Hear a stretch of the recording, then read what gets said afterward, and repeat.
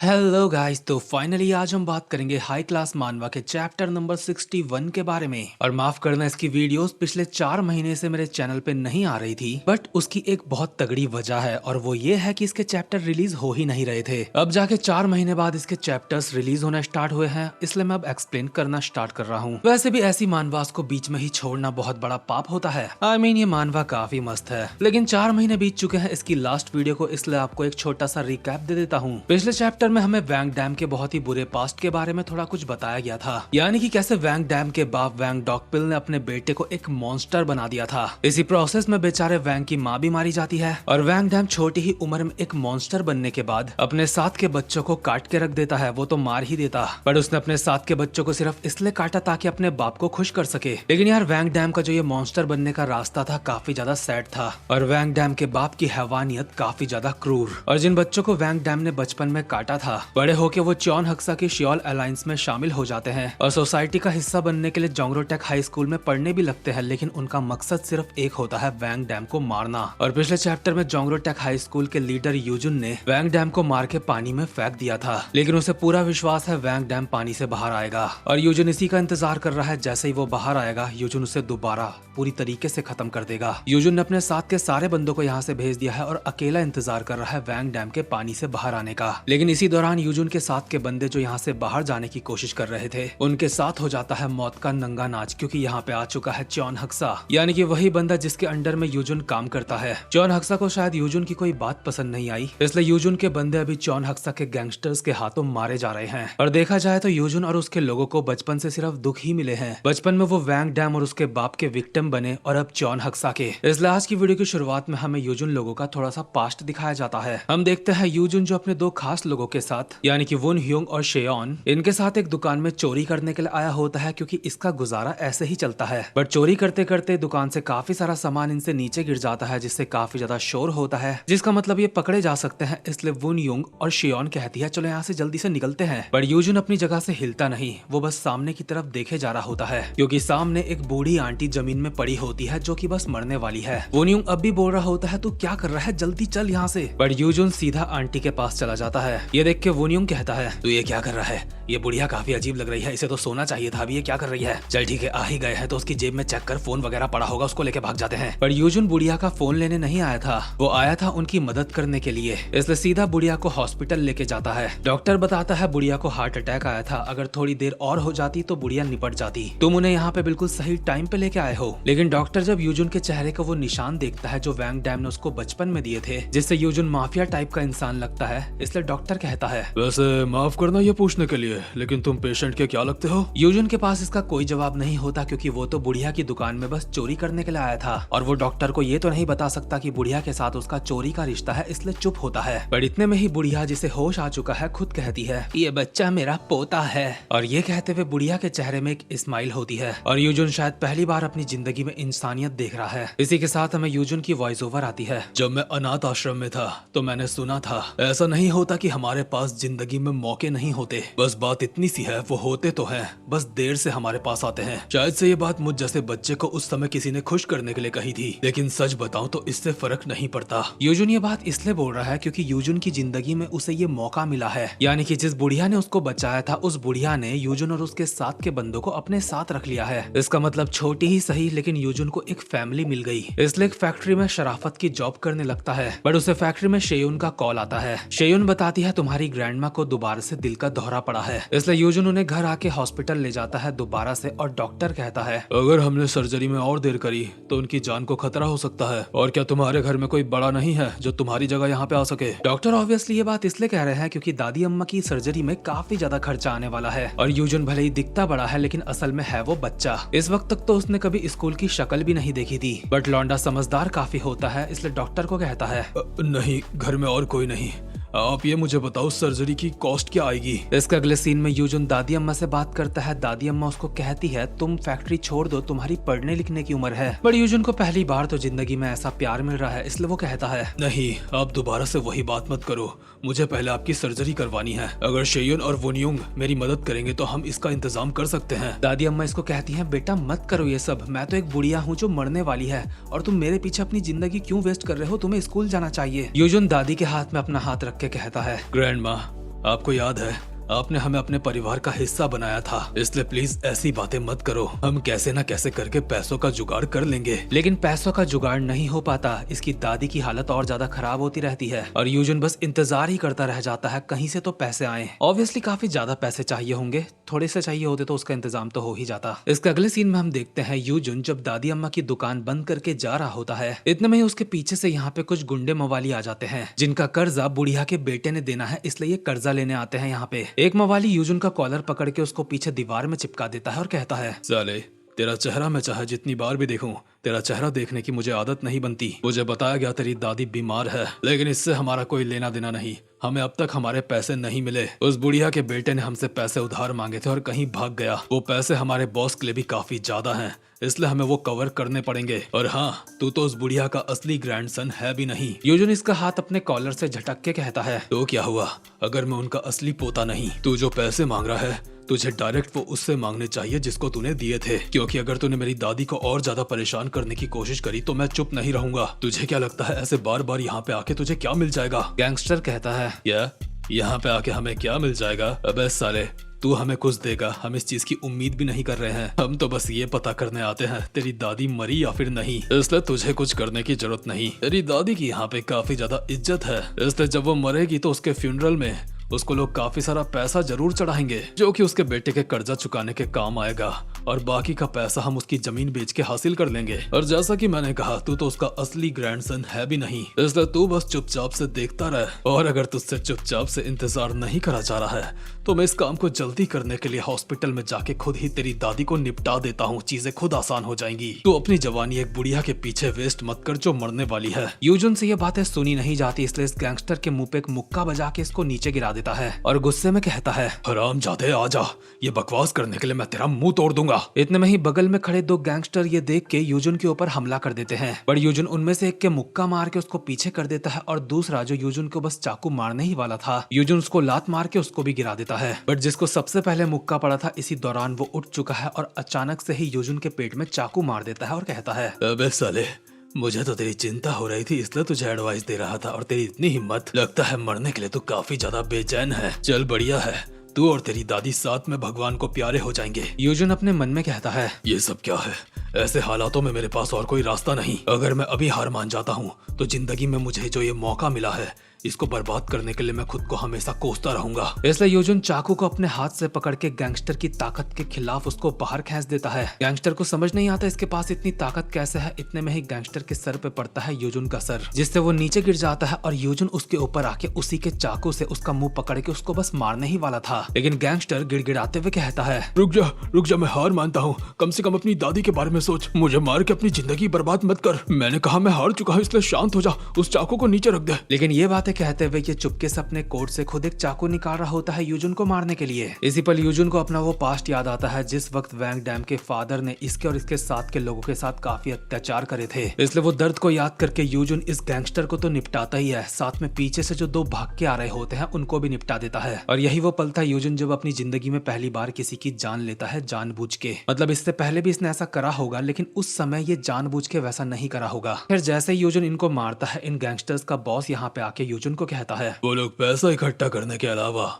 और भी कामों में काफी अच्छे थे, इनके जाने से हमारे लिए दिक्कत खड़ी हो सकती है। तो बताओ आप इसके बारे में क्या करना चाहोगे? और हाँ, इस आदमी ने आप यूजुन को नहीं कहा है बल्कि अपने पीछे खड़े लड़के को कहा है। यूजुन तो अभी यही सोच रहा है आखिर ये है कौन, लेकिन आदमी के पीछे खड़ा लड़का यानी कि चॉन हक्सा सामने आते हुए कहता है, तुझे देख के नहीं लगता तू पहली बार चाकू का इस्तेमाल कर रहा है। तू वैसा ही टैलेंट है जिसकी मुझे तलाश थी। तुझे पैसों की बहुत ज्यादा जरूरत है ना? इसके लिए मैं तेरी मदद कर सकता हूँ। मैं तेरे और मेरे जैसे लोगों का एक संगठन बनाने की सोच रहा हूँ, एक ऐसी अलायंस जो शियोल में होगी। बता क्या कहता है? मैं तुझे एक मौका दे रहा हूँ। यानी कि इसी तरीके से यूजुन चॉन हक्सा के अंडर में आया था, लेकिन जब उसने चॉन हक्सा को इस वक्त देखा है तो अपने मन में वो कहता है, आखिर ये कौन है?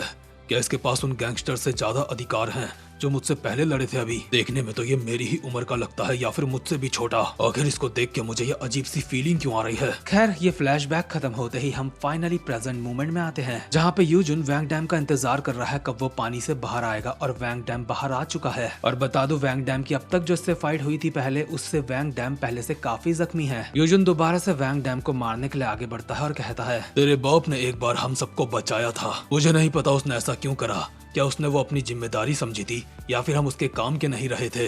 लेकिन जो भी हो, उसने सिंपली बस हमें जाने दिया। लेकिन एक ऐसे जख्म के साथ हमें जाने देना जो कभी नहीं भर सकता, बिल्कुल उन निशानों की तरह जो तूने मुझे दिए, ऐसे हमें जाने देना तेरे बाप की ये सबसे बड़ी गलती थी। तो बता तुझे कैसा लगा जब तुझे पता चला हम सब अब तक मरे नहीं, तूने आज तक किसी की जान नहीं ली। क्या इससे तुझे काफी अच्छा महसूस हुआ? और अगर तुझे इससे अच्छा महसूस हुआ तो ये काफी ज्यादा निराशाजनक है, क्योंकि हमारी जिंदगियां बस बुरे से बुरी बनती जाती है हमेशा। इससे कोई फर्क नहीं पड़ता हम कितनी कोशिश करते हैं, लेकिन हमारी बिगड़ी हुई जिंदगी कभी सुधरती नहीं। लाइफ में जिन चीजों को हम मौका मानते हैं वो हमें अंधकार की और ज्यादा गहराइयों में लेके जाती हैं। आज तक लोगों ने हमें इंसानों की तरह देखा ही नहीं, बल्कि अपना कुत्ता समझ के हमसे काम करवाए। वैंग कहता है, तो इस सब का इस सिचुएशन से क्या लेना देना है बे? यूजुन भागता हुआ इसके ऊपर अपनी एक खुकरी मारता है, जिससे वैंग अपने चाकू से रोक लेता है और यूजुन कहता है, अभी की सिचुएशन से इसका सब कुछ लेना देना है। तुझे और चॉन हक्सा को उसकी कीमत चुकानी पड़ेगी जो तुमने हमारे साथ करा, और ये करके जिंदगी में हमें वो मौका मिलेगा जो हमें भीख में नहीं मिला बल्कि हमने खुद कमाया। यूजुन अपने दोनों ही हाथों के ब्लेड से वैंग डैम के ऊपर हमले करे जा रहा होता है, जिन्हें वैंग डॉज करता है, लेकिन एक हमला बस उसके मुंह पे पड़ने ही वाला होता है चाकू का, जिसे वो अपने हाथ से रोक लेता है। इसलिए यूजुन वैंग के पेट में एक लात मार के उसको पीछे गिरा देता है। वैसे शायद वैंग गिरता नहीं, लेकिन उसके पैर पे एक गहरा कट लगा हुआ है जिस वजह से वो खड़ा नहीं रह पाया,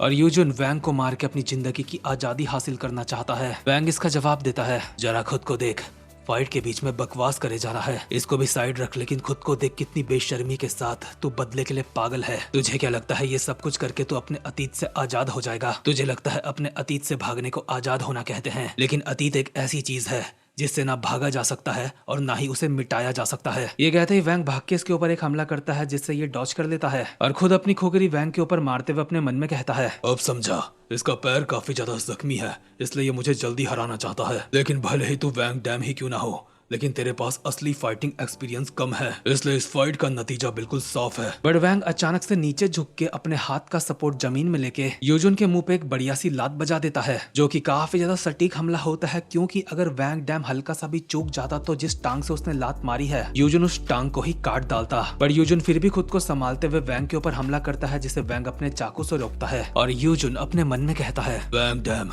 तेरी स्किल्स सच में कमाल की हैं, लेकिन इससे कोई फर्क नहीं पड़ता, तो इस फाइट के नतीजे नहीं बदल पाएगा, तुझे मरना होगा। तूने वो जिंदगी कभी जी ही नहीं जिससे मेरी जिंदगी की तुलना भी करी जा सके। और यूजुन ने शायद ये इसलिए कहा क्योंकि सबको अपना अपना दर्द बड़ा लगता है, ये रियल लाइफ फैक्ट बता रहा हूँ मैं आपको। लेकिन इसके बाद हम दोबारा से एक पास्ट का सीन देखते हैं, जहाँ पे यूजुन अपने साथ के लोगों के साथ आता है। इस वक्त तक यूजुन ग्रैंडमा की सर्जरी करवा चुका है, सारे पैसे दे चुका है, इसलिए शेयॉन और वुनयुंग हैरान होते हैं कि आखिर इसने इतने सारे पैसों का बंदोबस्त कहाँ से करा। लेकिन हमें पता है इसने चॉन हक्सा की मदद ली थी, और चॉन हक्सा इसको अपने साथ मिलाना चाहता है, और चॉन हक्सा के ही कहने पे अभी अपनी एक गैंग बनाता है, जिसमें ये अपने सारे साथ वालों को जितने भी इधर उधर है सबको ले लेता है, यानी कि जो कभी इसके साथ वैंग डॉगपिल के अनाथ आश्रम में रहे होंगे। यूजुन इन सबको स्कूल की ड्रेसेस देता है, जो कि होती है जोंगरो टेक हाई स्कूल की, और कहता है ये कोई जबरदस्ती नहीं, जो अभी जाना चाहता है जा सकता है, लेकिन अपनी जिंदगी को सुधारने की ऐसी अपॉर्चुनिटीज बार बार नहीं आती। और ऐसे ही यूजुन जोंगरो टेक हाई स्कूल का वो लीडर बना जिसको हम पहले से जानते हैं। खैर प्रेजेंट मूवमेंट में लगातार ये वैंग डैम के ऊपर हमले करे जा रहा होता है, जिन्हें वैंग डॉज करता है, बट फिर भी वैंग के पेट के साइड में एक कट पड़ ही जाता है, क्योंकि कहीं ना कहीं वैंग का जख्मी पैर उसको फास्ट मूवमेंट करने से रोक रहा है। कम से कम यूजुन को तो ऐसा ही लग रहा है, इसलिए इसके अगले ही पल यूजुन वैंग की गर्दन में हमला कर देता है, जो वैंग के अगर पड़ा तो मुंडी साफ। लेकिन वैंग यूजुन के हाथ में ही उस जगह पे मुक्का मार देता है जहाँ पे उसके चाकू घुपा था, यानी कि यूजुन की एक कमजोरी। इसलिए यूजुन अपने मन में कहता है, इसे पता है ये मुझसे सीधी फाइट नहीं कर सकता, इसलिए ऐसी चालें चल रहा है मेरे साथ मेरी कमजोरी में हमला करके, लेकिन खुद इसके पैर की हालत ठीक नहीं, उसके बावजूद भी अपनी लिमिट्स को पुश कर रहा है। और अब ये अपने सीधे हाथ से मेरे ऊपर हमला करेगा। वैंग करता भी यही है जिसके लिए यूजुन तैयार रहता है और वैंग के चाकू वाले हाथ में चाकू फेंक के दे के मारता है। वैंग के हल्का सा डिसबैलेंस होते ही यूजुन उसके पास आ जाता है उसको काटने के लिए, लेकिन वैंग अपने चाकू से उसकी खोखरी को ब्लॉक कर लेता है और हल्का सा अपने चाकू को घुमा के उसकी खोखरी तोड़ ही डालता है। दरअसल वैंग के हाथ में जो चाकू है वो कोई नॉर्मल चाकू नहीं, उसको कहते हैं स्वॉर्ड ब्रेकर, जिसमें काफी सारे खड्डे होते हैं जिसमें कोई भी तलवार फंस सकती है और इस चाकू को हल्का सा घुमाने में फिर तलवार टूट भी जाएगी। यूजुन को ये चाकू कहीं देखा देखा लग रहा है, बट उसे याद नहीं आ रहा उसने कहाँ देखा है, लेकिन उसे पता है ये चाकू क्या काम करता है। बट अपनी खोखरी टूट जाने के बावजूद भी यूजुन काफी गुस्से में अपने मन में कहता है, इन सब चीजों से कोई फर्क नहीं पड़ता, इसने 2 बार मेरा बेवकूफ बना दिया है, ये सब इत्तेफाक नहीं हो सकता, इसने ये सब पहले से कैलकुलेट करके रखा है। आखिर क्यों ये हर बार मौत के पास आके भी ऐसा एक्ट करता है जैसे ये मुझसे ऊपर है।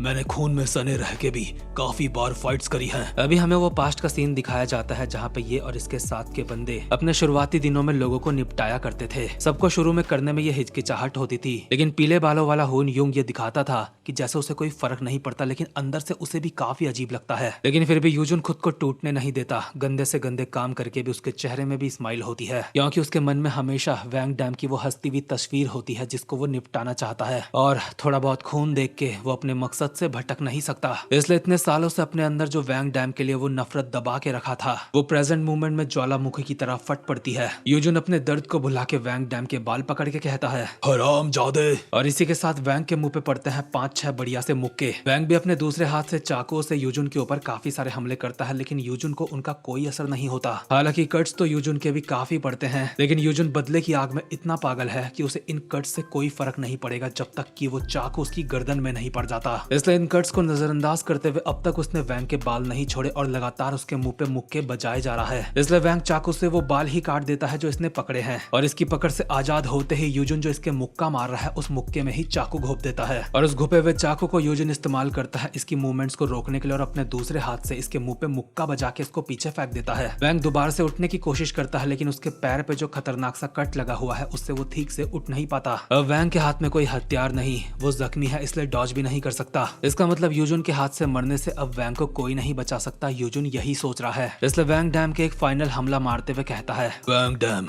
मुझसे किसी तरीके की नाराजगी मत रखियो। हमारे पास्ट में भले ही कुछ भी हुआ हो, भले ही आजाद होने का जो दृढ़ विश्वास मेरे अंदर है तूने वो भी नहीं समझा, लेकिन अंत में सच यही है, हम साथ में इस दुनिया में नहीं रह सकते। मेरी जीत अब पक्की है। लेकिन जिस हाथ से यूजुन इसको चाकू मार रहा था, वैंग अपनी एक दूसरी तलवार निकाल के इसका वही हाथ काट देता है। यूजुन इस हमले से काफी ज्यादा सरप्राइज होता है क्योंकि उसको तो लगा था इसकी मयान खाली है, बट फिर भी वैंग ने नीचे पड़ी हुई पोजीशन में एक लॉन्ग स्वॉर्ड निकाल के इसके ऊपर हमला कर दिया। यूजुन को समझ नहीं आता आखिर ये बंदा कितना ज्यादा कैलकुलेटेड तरीके से फाइट करता है, क्योंकि अब तक वैंग डैम ने यूजुन को इस फाइट में काफी बार हैरान कर दिया है, पर फिर भी ये जख्म खाने के बावजूद भी वो वैंग डैम के ऊपर हमला करता है। बट वैंग अचानक से इसके शरीर के ऊपर इतने सारे हमले कर देता है कि इसका पूरे शरीर की कटम कटाई हो जाती है। ना सिर्फ शरीर की, उसके हाथ में जो चाकू है वो भी कट के साइड हो जाते हैं। इसलिए अब यूजुन को समझ आता है वैंग डॉगपिल ने वैंग डैम के अंदर गहरी सरवाइव करने की स्किल्स को प्लांट करा है, लेकिन वैंग डैम अपनी असली कॉम्बैट स्किल्स को कभी नहीं दिखाता ताकि अंडरवर्ल्ड में उसकी आइडेंटिटी रिवील ना हो जाए। और आई थिंक वो ऐसा इसलिए करता है, अगर उसकी असली फाइटिंग स्किल्स देख के लोगों को पता चल गया कि ये वैंग डॉगपिल का बेटा है तो ये नॉर्मल जिंदगी नहीं जी पाएगा, ये मेरा मानना है। और यूजुन को अभी ऐसी ही बातों का एहसास हो चुका है। उसको तो शुरुआत में लग रहा था कि वैंग डैम इतना खतरनाक नहीं है, लेकिन अब उसे एहसास हो रहा है कि इसने अपने बाप वैंग डॉगपिल के साथ हर दिन बहुत खतरनाक ट्रेनिंग करी है। इसने हर दिन ट्रेनिंग के दौरान असहनीय दर्द बर्दाश्त करा है। इसकी पूरी जिंदगी में एक पल भी ऐसा नहीं था जब ये मौत के साए में नहीं था। इसलिए इस बंदे के सामने लिमिट्स की बात करना भी कोई सेंस नहीं बनाता। असली जिंदगी में फाइटिंग एक्सपीरियंस एक ऐसी चीज है जिसको इग्नोर नहीं किया जा सकता, लेकिन हर फाइट में हर बार कंडीशंस अलग होती हैं। और वैंग डैम एक ऐसे इंसान का बेटा है जो अपने कर्मों के बोझ से दबा हुआ है। वैंग डैम बुरी किस्मत से भी परे की वो चीज है जो सबको हैरान करके रख देती है, जिसको एक शब्द में कहा जाए तो कहेंगे प्योरिटी। और आई थिंक यहाँ पे बात हो रही है प्योर डेविल की। यूजुन ये बातें समझ चुका है, ये बंदा मुझसे काफी अलग लेवल पे है। इसने यूजुन के अभी जो हमला करा है वो काफी ज्यादा क्लीन था और काफी ज्यादा दर्दनाक था। ये एक ऐसा लेवल है जिसको यूजुन ना नाप भी नहीं सकता। यानी कि वैंग डैम के अंदर जो प्योर अंधकार है वही एक फाइट में उसकी एडवांटेज बनता है, जो ये बात क्लियर करता है भले ही वैंग डैम से कोई नफरत भी करता हो, लेकिन अंत में वैंग जिस तरीके से जिस सफाई से किसी को मारता है उसकी तारीफ करने में मजबूर हो जाता है। कुल मिला के यहाँ पे वैंग डैम के अंधकार की बात हो रही है। ये सारी बातें मैं अपने मन से नहीं बोल रहा हूँ। खैर यूजुन काफी सारे जख्मों से मरने की हालत में पहुंच चुका है और ये चैप्टर यहीं पे खत्म होता है। लेकिन यार मुझे ऐसा लग रहा है वैंग डैम यूजुन को मारना नहीं चाह रहा था, लेकिन यूजुन पीछे हटने का नाम नहीं ले रहा था। यूजुन बस अपने बदले की आग में अपनी मौत के पास पहुंच गया और वैंग डैम सब कुछ भुला के बस एक नॉर्मल लाइफ जीना चाह रहा था जो कि लोग उसको जीने नहीं देंगे। खैर गाइस, वीडियो को लाइक और चैनल को सब्सक्राइब जरूर से कर देना। अब मैं मिलूंगा आपसे अपनी नेक्स्ट वीडियो में, तब तक के लिए गुड बाय।